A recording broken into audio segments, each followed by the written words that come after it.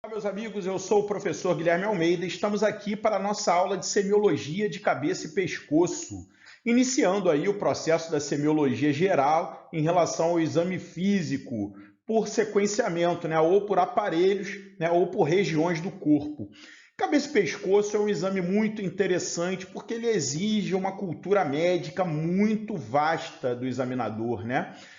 O principal item da semiologia da cabeça e pescoço é a ectoscopia. Então, a identificação das lesões necessitam, sobretudo, que o examinador já conheça essas lesões. Então, a gente vai fazer uma cobertura aí da inspeção da cabeça e pescoço, iniciando na topo da cabeça, o exame dos cabelos, indo até o exame do pescoço. Espero que vocês gostem dessa aula. Vamos lá. Iniciando aí o estudo dos cabelos, a primeira alteração que eu gostaria de falar para vocês é a poliose, né?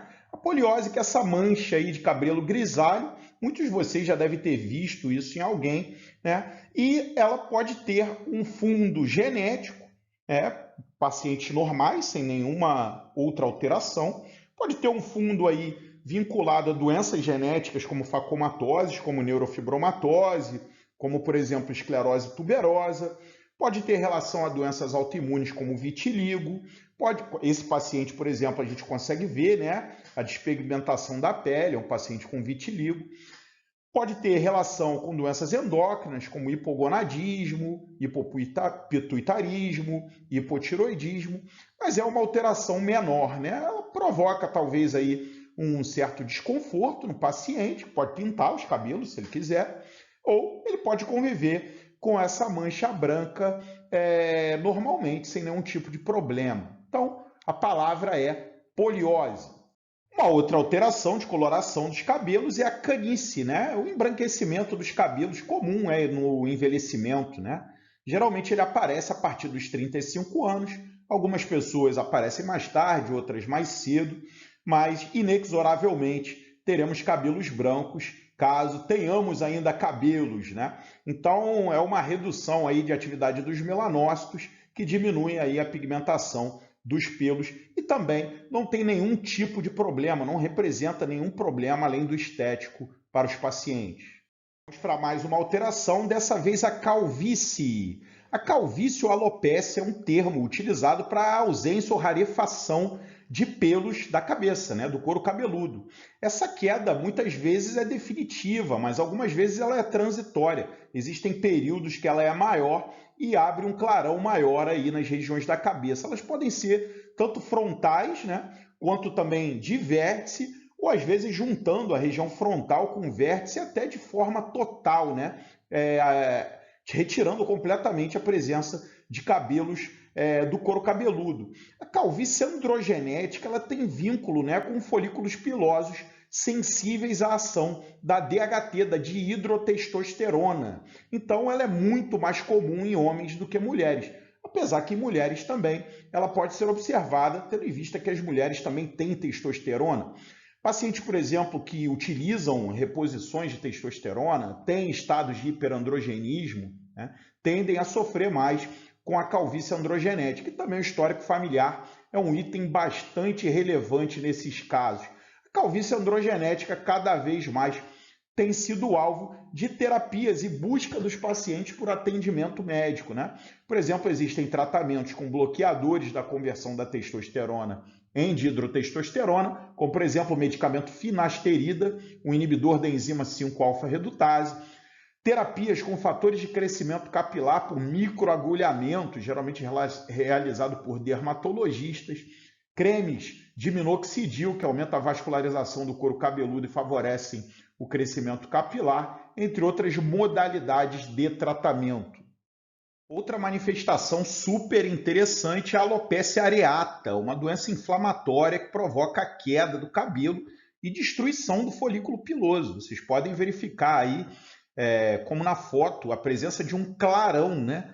E esse clarão geralmente aparece de uma maneira circular, né? Uma área completamente sem pelos, né? Sem fios de cabelo. A alopecia areata é uma doença que a fisiopatologia ainda é bastante investigada, né? Ela tem relação com algumas doenças autoimunes, como, por exemplo, o hipotiroidismo, a tiroidite de Hashimoto.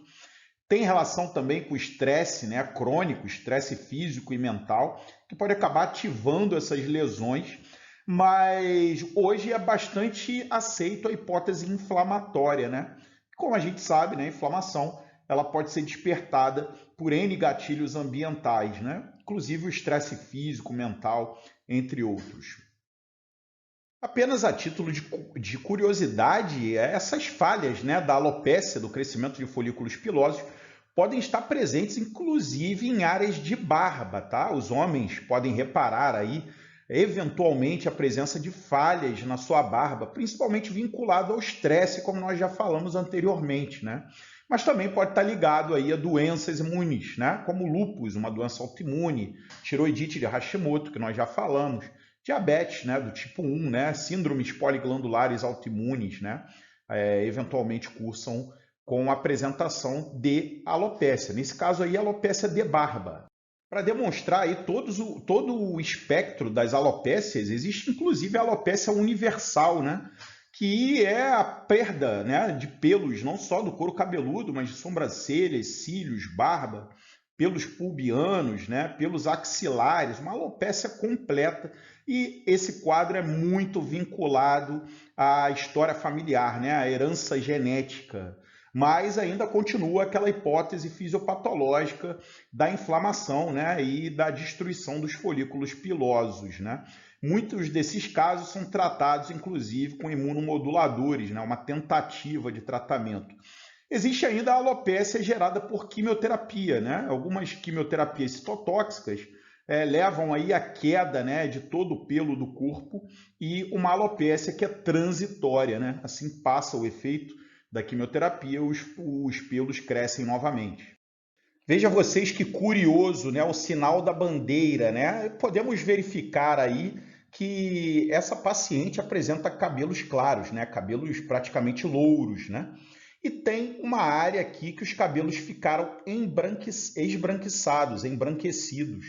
Esse período aqui provavelmente foi marcado por algum estresse agudo, má nutrição, por exemplo, uma desnutrição proteica e calórica grave, que gerou a despigmentação por falta de nutrientes. Podemos ver aqui um período, né, que o cabelo dela se torna louro, mas mais acastanhado, mais escuro. Possivelmente porque aqui nesse momento essa agressão cessou e houve uma nutrição melhor e existem faixas intermediárias, né? Então, o sinal da bandeira é isso, né? Em períodos, né, de má nutrição, períodos de agressão ao organismo, os cabelos crescem mais fracos, quebradiços e com coloração mais clara, esbranquiçada por falta de melanina. No período que o corpo tem o seu alívio, né, o crescimento de pelos é completamente normal. Falando dessa vez sobre sobrancelhas, o que chama mais atenção dentro da semiologia é a madarose, ou sinal de Hertog, ou sinal da Rainha Ana. Podemos ver aqui a imagem da Rainha Ana da Dinamarca, apresentando aqui uma perda do terço distal das sobrancelhas. A madarose está muito vinculada a doenças tiroidianas autoimunes, como a tiroidite de Hashimoto e hipotiroidismo, né? Hertog era um grande estudioso de doenças tiroidianas nas regiões nórdicas, né? Era suposto que a rainha Ana tinha algum problema tiroidiano, possivelmente hipotiroidismo, e por isso ela tinha o sinal. A madarose também é presente em outras afecções, como, por exemplo, dermatite atópica, como, por exemplo, fazendo parte da face leonina da hanseníase virchoviana. Então, madarose não é exclusivo aí do hipotiroidismo em relação ao seu aparecimento. Um pouquinho mais abaixo, né, vamos começar a avaliar aí as estruturas do globo ocular, né? Vamos avaliar os cílios também, pelos, né, como sobrancelhas e cabelos, a pálpebra superior e inferior, a esclera, que é a parte branca, né, do olho, a íris, que é a parte colorida do olho, a córnea, que é a tampa translúcida, né, que chama atenção por muitos achados dentro da semiologia, as pupilas, que são fendas na íris, né, que são apresentadas aí como esferas enegrecidas, sobretudo, alterações em relação às suas simetrias, né? o que ocorre num globo ocular diferente do outro globo ocular. Então vamos falar passo a passo, aí, ponto a ponto, sobre alterações semiológicas importantes de cada uma dessas estruturas. Vinculado sobretudo à simetria e anatomia do globo ocular, temos acima duas imagens, uma imagem de uma síndrome de Treacher-Collins e a imagem de uma síndrome de Crouzon. São duas estenoses craniofaciais, são duas doenças ortopédicas que cursam com o espaço do globo ocular reduzido e elas geralmente causam proptose e exoftalmia. No caso aqui da síndrome de Treacher-Collins, podemos averiguar também um hipertelorismo, um aumento na distância entre os globos oculares. Embaixo temos uma síndrome alcoólico-fetal. Um dos achados da síndrome alcoólico-fetal é o hipotelorismo. Vimos aqui um espaço encurtado entre os globos oculares, né? Inclusive uma redução do tamanho do globo ocular.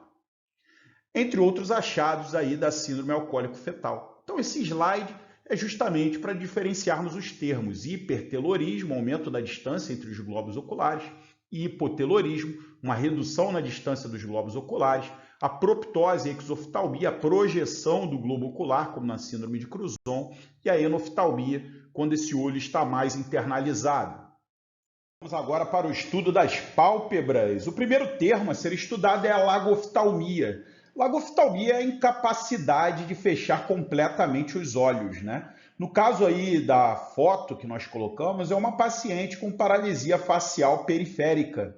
Vocês podem ver que o dimídio esquerdo da paciente, além do desvio do lábio, os olhos não fecham, né? Quando a paciente tende aí a ocluir ambos os olhos. O lado direito fecha e o esquerdo não. Isso aí, nesse caso, é por uma alteração neurológica do nervo facial do lado esquerdo e a musculatura da mímica facial, inclusive o músculo orbicular do olho, está paralisado, impedindo o fechamento. Então, o termo que nós utilizamos é lagoftalmia.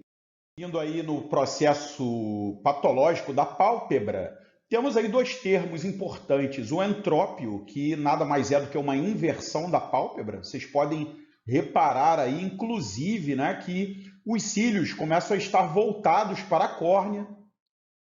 Esse processo aqui em que os cílios estão voltados para a córnea, podemos chamar de distriquíase ou triquíase ciliar.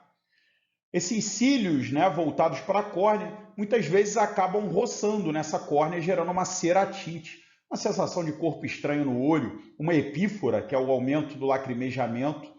Temos também aqui o ectrópio, que na verdade é uma eversão da pálpebra, criando aqui esse lago. E por muitas vezes há um aumento do lacrimejamento, a chamada epífora. O ectrópio, por algumas vezes, também pode ser uma causa de lagoftalmia, né? O paciente ter uma incapacidade de fechar completamente os seus olhos. Então, segmento, dois termos super importantes, né? O ordéulo ou terçol, absolutamente comum, né? É uma infecção bacteriana das glândulas sebáceas e sudoríparas localizadas na pálpebra. Podemos ter aqui evidência de infecção, né? Temos aqui uma saída de pus, como se fosse um microabscesso, e blefarite, inflamação da pálpebra, com edema, calor e rubor.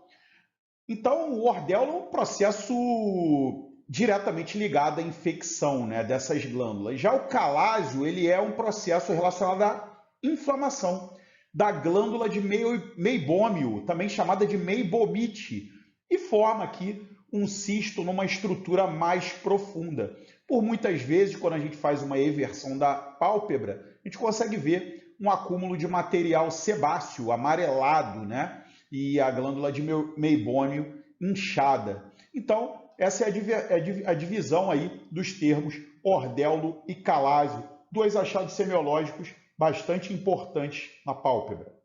Esse slide é para falarmos sobre pitose palpebral. Pitose é o termo médico utilizado para falar sobre a pálpebra caída, né? A pitose tem vários motivos, seja ela por doenças da placa motora, como por exemplo uma miastenia graves, né? Seja ela por causas tóxicas, como neurotoxicidade por alguns venenos de cobra, seja ela por mecânica, como quando, por exemplo, o indivíduo está com hematoma na pálpebra, porque levou um soco no olho, por exemplo, e a pálpebra vai ficar caída, né? Mas o importante é a gente guardar uma relação anatômica, né? A pálpebra, na posição normal, ela tangencia a pupila. E aqui, na pálpebra com pitose, você vê que ela passa desse tangenciamento da pupila, ela já está aqui cortando basicamente a pupila. Então, pitose palpebral ou pitose unicamente é o termo médico que nós apresentamos nesse slide.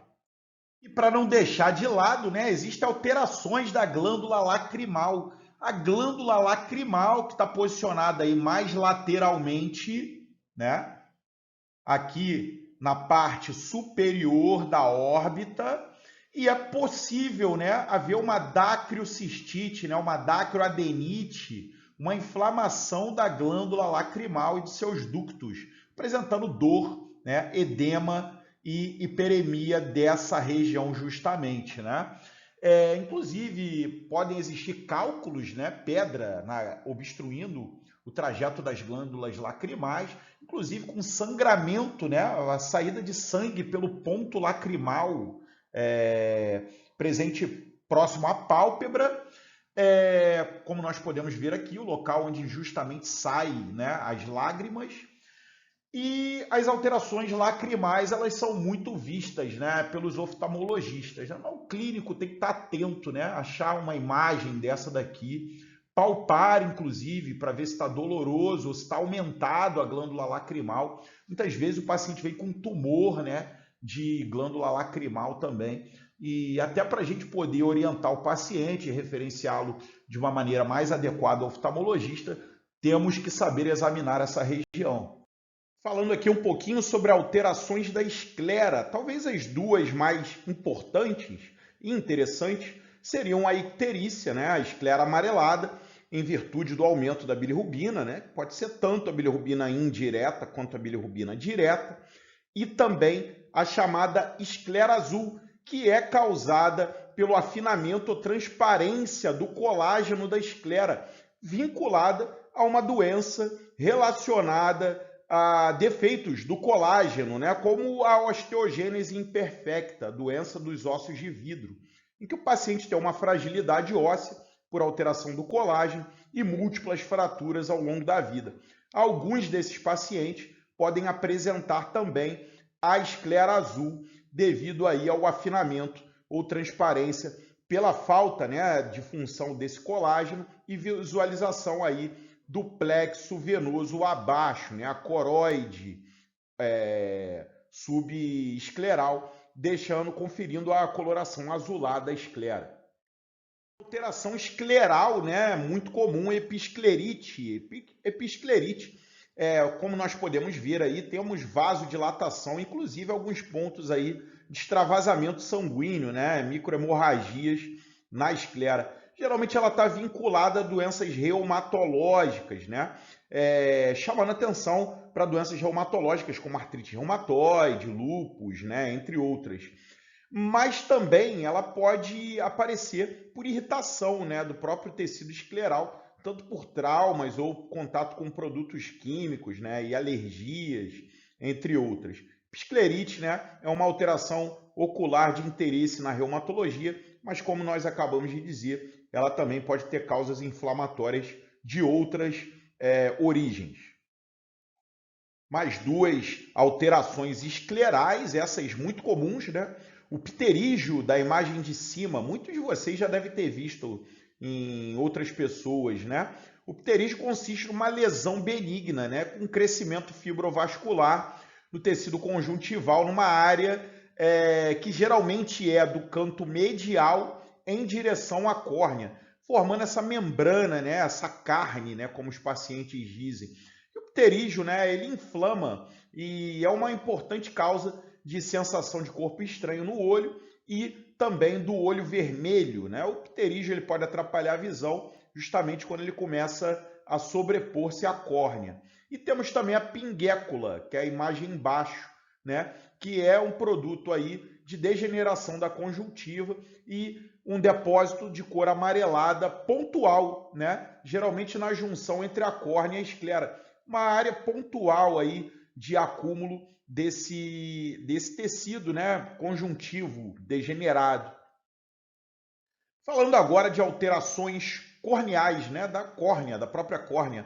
Podemos mostrar aqui o chamado arco senil, que nada mais é um depósito lipídico, né, na periferia da córnea e atinge aí cerca de 60% dos pacientes com mais de 60 anos de idade. Também pode ser um arco lipídico, né, vinculada às dislipidemias, sobretudo familiares, né, o depósito aí de colesterol nessa periferia da córnea.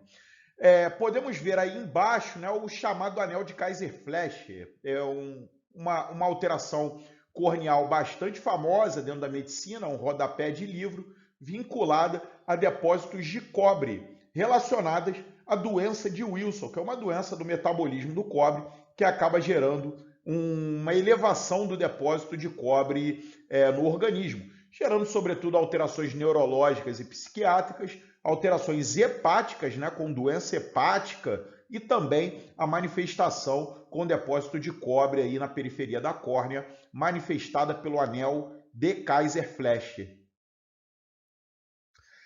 Temos aí uma alteração interessante de íris, né? A heterocromia da íris, ou heterocromia iridis. Podemos ter uma heterocromia entre as duas íris, né? De olhos diferentes. Temos aqui pessoas com cores dos olhos diferentes, né? E relacionados a algumas síndromes, como a síndrome de Sturge-Weber, também com aquelas manchas vinho do Porto no rosto, né? Os hemangiomas vinho do Porto. A síndrome de Waardenburg, relacionada à heterocromia de íris e surdez. A síndrome de Perry-Romberg, que é uma hemiatrofia facial e também pode cursar com a heterocromia da íris. E a síndrome de Horner congênita, uma paralisia do simpático cervical.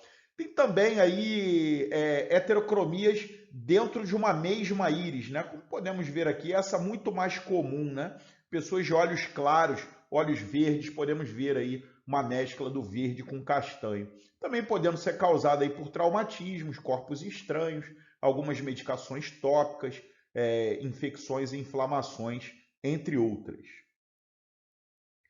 Outras alterações da íris, né? Temos aqui uma aniridia, né? Uma ausência da íris quase completa, vinculada a algumas síndromes genéticas, algumas inclusive com manifestações e alterações renais.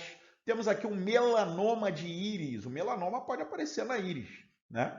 Uma neoplasia vinculado aos melanócitos. Temos também os nódulos de Lich, né? Os nódulos de Lich muito relacionados, né, à neurofibromatose do tipo 1, são esses nódulos acastanhados, neurofibromatose do tipo 1, que cursa com a formação daqueles neurofibromas cutâneos, né, aqueles múltiplos caroços na pele, manchas café com leite pelo corpo e nódulos de Lich na íris, entre outras alterações. Temos aqui alterações pupilares, né? Pupilas normais e isocóricas, quando elas apresentam o mesmo tamanho. Pupilas com anisocoria, uma pupila dilatada e uma pupila contraída. Então, ela é uma assimetria. A assimetria de pupila chamamos de anisocoria. Miose, quando a pupila está contraída. Midríase, quando ela está dilatada.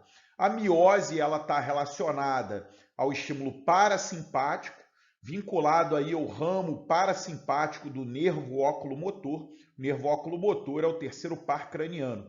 E a midríase vinculada à liberação de substâncias simpáticas, né, como adrenalina, noradrenalina, vinculadas ao simpático cervical. Vamos dar sequência aí, duas alterações muito interessantes, é o hipópio e o ifema. O hipópio é a presença de pus na câmara anterior do olho, e o ifema, a presença de sangue na câmara anterior do olho.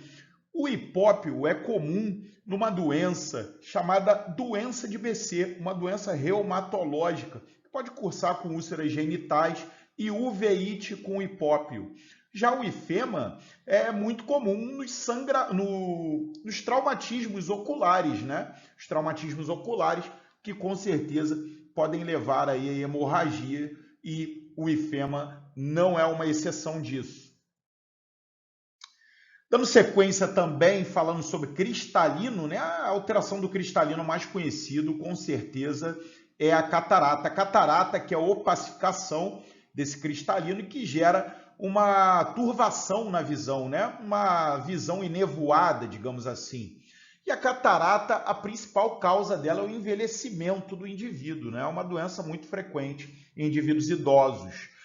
Outras condições, como diabetes mellitus, uveíte, tabagismo, alcoolismo, uso crônico de corticoides, trauma ocular, também podem ser causas da opacificação do cristalino, a chamada catarata. Embaixo aí eu coloquei uma imagem de uma subluxação do cristalino. Vocês veem que o cristalino está fora de posição, subluxado.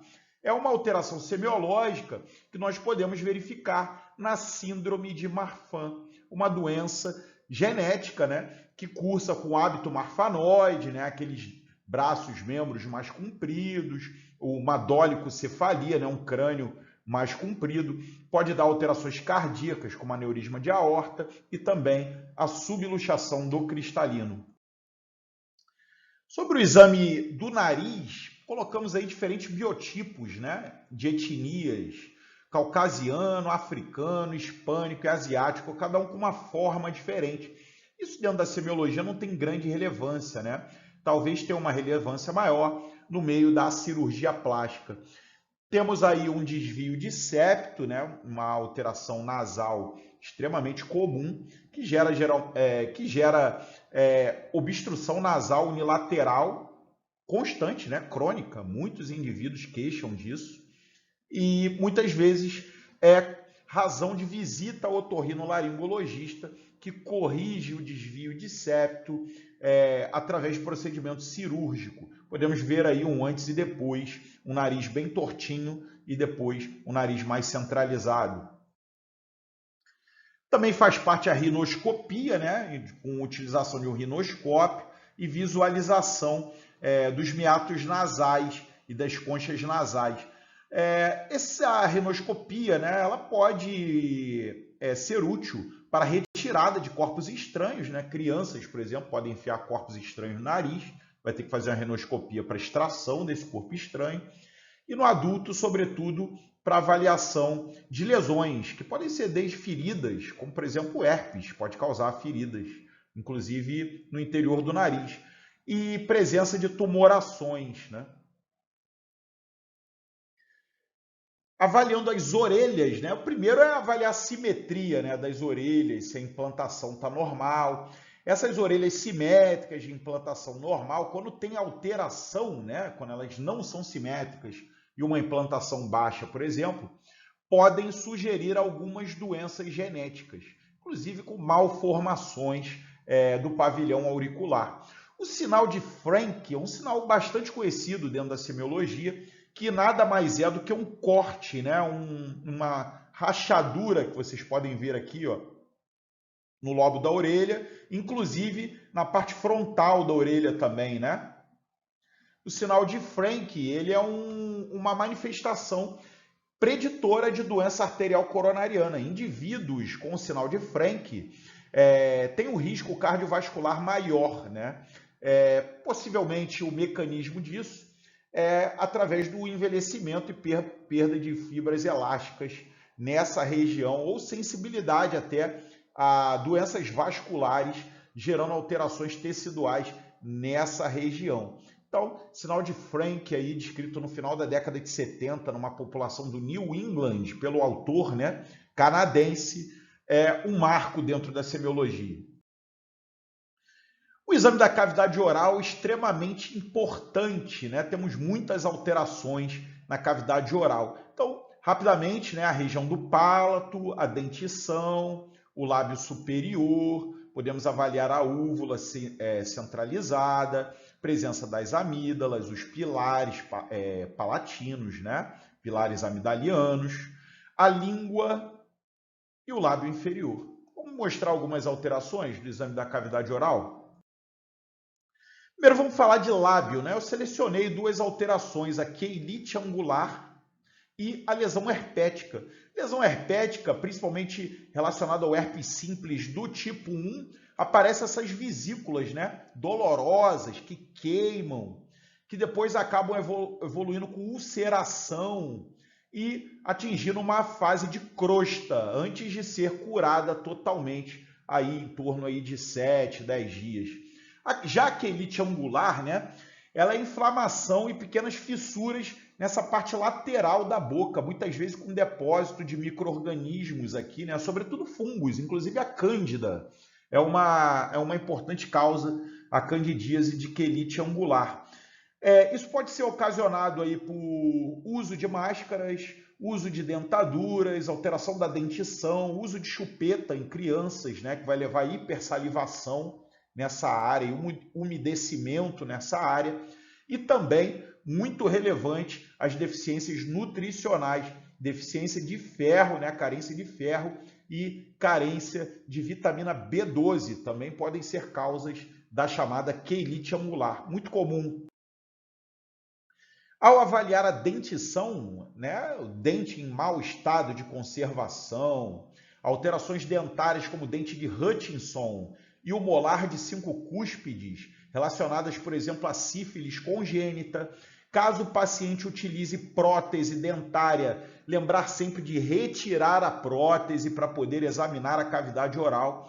Já tive um caso, né, de um paciente que procurou múltiplos médicos para elucidar uma febre de origem obscura, e quando a gente retirou aí a prótese dentária, a gente viu um abscesso periodôntico, né, por um caquinho de dente que tinha sobrado ali embaixo, e essa era a verdadeira causa da febre que ninguém conseguia descobrir, né? A gente descobriu aí a causa da febre por doença periodontal, simplesmente pelo fato de termos tirado a prótese dentária e termos examinado a cavidade oral. Em relação à semiologia da língua, né, muito rica, eu selecionei algumas alterações. A língua geográfica, que é uma despapilação de parte da língua, né? Muita gente nasce assim, vive assim, isso não causa nenhum prejuízo, só incomoda um pouco esteticamente, né? A glossite, uma língua edemaciada e avermelhada. Glossite pode estar relacionada a deficiências nutricionais, né? Como, por exemplo, deficiência de vitamina B12. Pode ser alérgica, pessoas que mudam de marca, né? De pasta de dente e notam glossite. Pode ser por causas irritativas, né? Contato ou queimaduras, às vezes, né? Por bebidas quentes. A língua plicata, muitas vezes chamada de língua escrotal, porque lembra, né? Um saco escrotal. É uma alteração anatômica, né, que incomoda o indivíduo, porque esteticamente não é muito bonito de ser visto, e pode acumular restos de comida, né? O indivíduo tem que ter cuidado aí com a higiene da língua. A língua nigra, vinculada aí à produção de substâncias enegrecidas por bactérias cromófilas, que geralmente habitam a boca de pacientes tabagistas, né? Então, o tabagismo é a causa da língua nigra. Aqui, uma macroglossia vinculada a uma mucopolissacaridose, também pode estar relacionada a outras doenças genéticas e doenças endócrinas, como, por exemplo, o hipotiroidismo e a acromegalia. A língua inframboesa, vinculada a doença de Kawasaki, doença de Kawasaki, uma doença autoimune que pode cursar com alterações orais, alterações de mão, né, de extremidade, febre, entre outras. Continuando, alterações de cavidade oral, temos aqui um sarcoma de Kaposi. O sarcoma de Kaposi é uma neoplasia vinculada à imunodepressão grave, sobretudo à imunodepressão do HIV/AIDS. Candidíase oral, também vinculada à imunodepressão. Usuários de corticoide inalatório que não fazem higiene adequada da boca podem ter candidíase oral. Indivíduos imunossuprimidos graves ou por quimioterapia ou imunossuprimidos pelo HIV podem apresentar candidíase oral. Então, muitas vezes o diagnóstico, né, de HIV/AIDS sai pelo exame da cavidade oral. Você vê lá candidíase oral, pede o anti-HIV e algumas vezes vem positivo. E aqui, né, a faringoamidalite, amidalite supurativa, amidalite bacteriana, amidalite purulenta. as amígdalas bastante edemaciadas, inclusive a úvula edemaciada e presença de pus. Todo mundo já deve ter passado por uma amidalite e sabe exatamente o desconforto que é. Bastante comum nas emergências. Para concluir a aula, eu queria falar que o exame do pescoço, basicamente, né, ele é visto na semiologia especial. A gente vai ver o exame da tireoide na semiologia endócrina. Vamos ver aqui o exame das veias, né, e também da carótida, né, das jugulares, da carótida, no exame vascular e o exame de linfonodos na semiologia hematológica. Então, esses 3 itens da semiologia do pescoço são vistos em capítulos separados na semiologia especial. Então, eu queria mostrar um pouquinho para vocês como a gente pode descrever um exame físico de cabeça e pescoço, né? Inspeção, implantação normal dos cabelos, simetria das cavidades orbitárias, tamanho, posição, movimentos palpebrais, cor dos olhos apresentaram-se normais, madarose, ausência de triquese ciliar, pupila, cristalino, córnea, conjuntiva e esclera sem alterações, ouvidos simetricamente implantados e sem alterações, nariz reto, sem desvio de septo, faringe, sem sinais de inflamação ou tumoração, motilidade palatina mantida, amígdalas com aspecto normal. Aí sim, né, na semiologia especial, ausência de turgência jugular ou pulsações anormais no pescoço, tireoide móvel, a deglutição e aumentada, 1,5 vezes, uma tireoide aumentada. Na palpação, reborda óssea, turgor ocular, consistência, profundidade e sensibilidade das glândulas lacrimais normais, o exame das glândulas lacrimais, né? Ouvido externo sem pontos dolorosos ou reações linfonodais, nariz sem crepitações, desnivelamentos e pontos doloridos, volume normal e consistência sem tumorações. E no exame dos linfonodos, sem linfonodomegalia cervical, pulso carotídeo, a palpação, né, dos vasos normal e sem frêmitos, tireoide aumentada 1,5 vezes, borda lisa, consistência elástica, móvel e indolor, sem nodulações, mostrando aí a alteração na palpação da tireoide. Então, vamos complementar o exame do pescoço na semiologia especial, alterações vasculares, linfonodais e alteração da tireoide. E na nossa aula, eu acho que nós cumprimos aí a missão de mostrar o exame da cabeça com suas principais alterações que nós selecionamos para vocês. Continue estudando, até a próxima, um forte abraço e até breve.